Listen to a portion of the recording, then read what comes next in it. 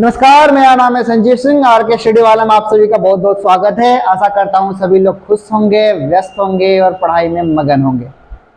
तो जैसा कि आप सबसे मैंने बताया था कि मैं आपको इंग्लिश की बेसिक से सीरीज लेके आने वाला हूँ। पिछले वीडियो में आपको मैंने वर्ब के बारे में बताया था। अगर आपने वर्ब वाली वीडियो नहीं देखी है तो जाके उसको देखिए, डिस्क्रिप्शन में लिंक उसका डाल दिया गया है। और आज जो टॉपिक में स्टार्ट करने वाला हूँ बिल्कुल बेसिक से, जैसा मैंने आपको बताया था कि हमें बेसिक से स्टार्ट करना है उन बच्चों के लिए जो जीरो हैं। तो आपको जीरो से हीरो बनाने का सफ़र मैं स्टार्ट करने वाला हूँ और उस सफ़र का जो पहला कदम है वो आज हम पहला कदम रखने वाले। और उस पहले कदम का शुरुआत बेहतरीन होना चाहिए। कहते हैं ना कि जब शुरुआत आपकी अच्छी होती है ना तो आपका अंत भी अच्छा होगा। तो इस वीडियो में आपके लिए लेके आया हूँ to use of to be, जैसा कि अपने यहाँ पर लिखा गया, जो यहाँ से क्या होता है ये स्टार्ट होता है।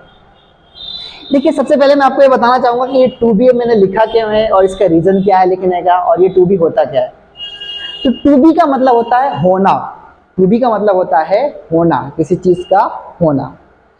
अब ये टू बी में हम क्या पढ़ने वाले हैं वो हमें देखते हैं। तो टू बी में देखो हमें ना दो चीज़ पढ़नी है, एक तो प्रेजेंट और एक पास्ट। तो प्रेजेंट वाला आज हम डिस्कस करेंगे, पास्ट वाला मैं कल की वीडियो में डालूंगा। तो प्रेजेंट वाले में जो हमें पढ़ना है वो हमें पढ़ना है इज, एम, आर।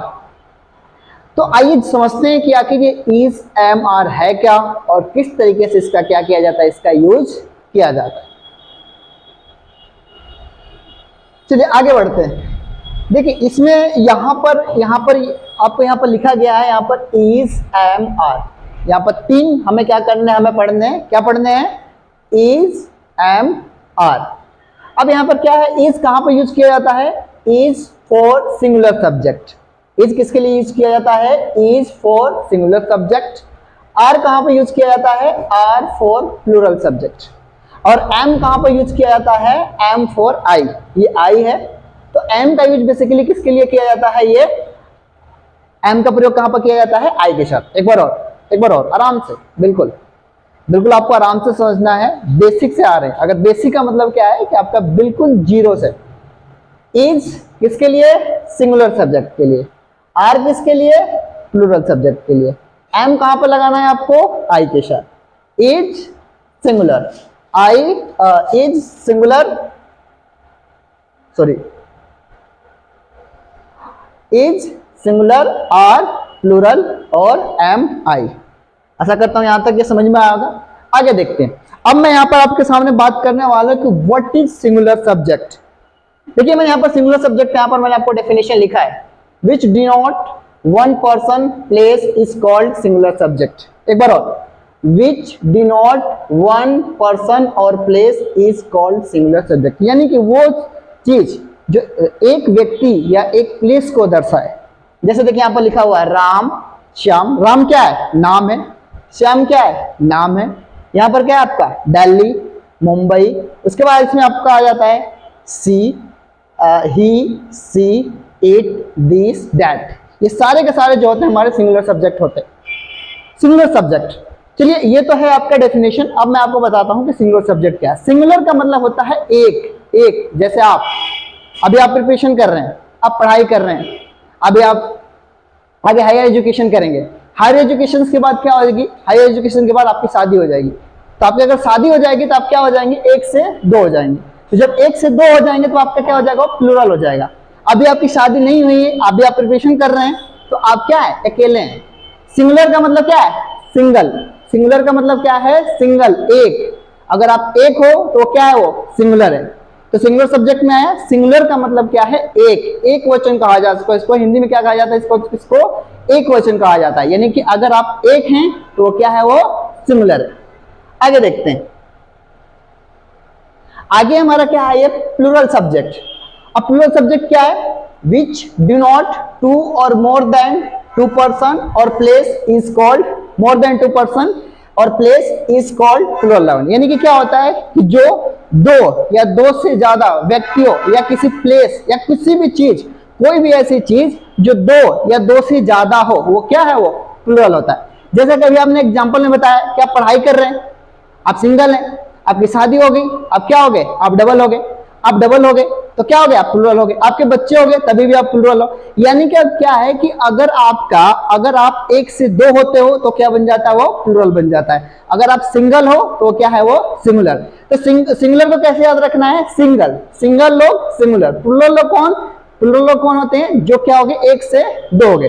वैसे हम ये तो आपको मैंने समझाया, अब आप कैसे याद रखे उसे। जैसे मैंने क्या कहा, जैसे मैंने कहा मुंबई एंड दिल्ली, इसका मतलब क्या हुआ कि मुंबई और दिल्ली क्या है, दो शहर है। मैंने बोला मुंबई, दिल्ली एंड पुणे, तो ये तीन शहर है, ये क्या है, प्लूरल हो गए।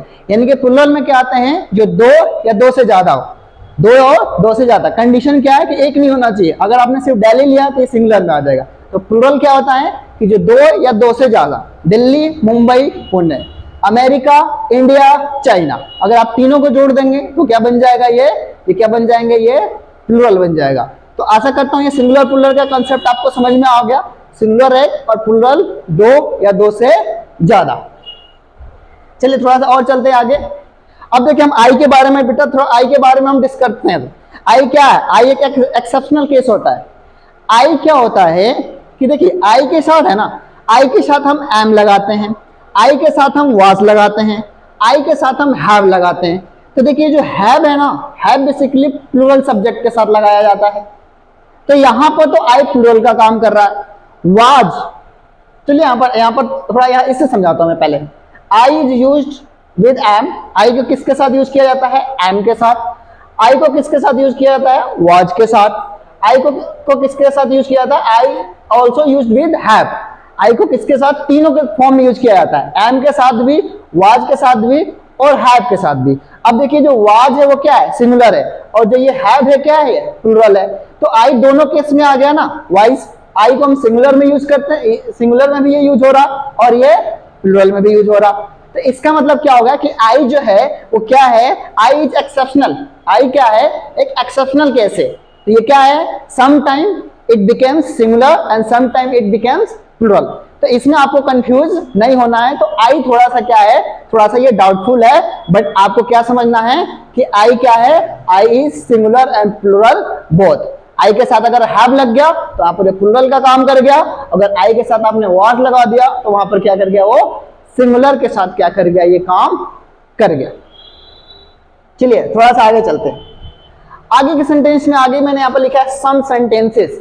हम इसके सेंटेंसेस के बारे में क्या करते हैं, हम इसको जानेंगे किसका सेंटेंसेस क्या है। तो सेंटेंसेस के लिए मैं क्या करूंगा कि आगे की जो मेरा जो वीडियो होगा ना, उसमें आपको ना 50 सेंटेंस लेके आऊंगा इज एम आर के, और उस 50 सेंटेंस के माध्यम से ना आपको एक एक चीज है ना आपको समझाऊंगा, ठीक है। इसमें अगर मैं करूंगा थोड़ा ये वीडियो लंबी हो जाएगी।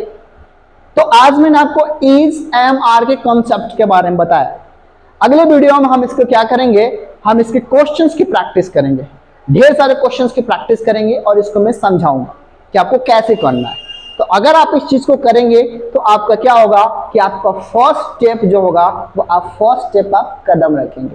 तो कदम रखना बहुत जरूरी, आगाज करना बहुत जरूरी, और धीरे धीरे आपको 1 बाय 1 करके आपको सारे टॉपिक्स में पढ़ाऊंगा, सब टॉपिक्स पढ़ाऊंगा, हर चीज पढ़ाऊंगा आपको इंग्लिश की जो जरूरत है, ठीक है। आशा करता हूं ये वीडियो आपको समझ में आई होगी। अगर समझ में आई है तो आप कमेंट करना, लाइक और सब्सक्राइब करना ना भूलना, और हाँ अगर कोई कमी हो तो आप कमेंट के माध्यम से जरूर हमें बताइए, ताकि हम अगली वीडियो में हम उस पर क्या कर सके, काम कर सकते हैं। आशा करता हूँ आपको बहुत समझ में आया होगा, और थैंक यू सो मच।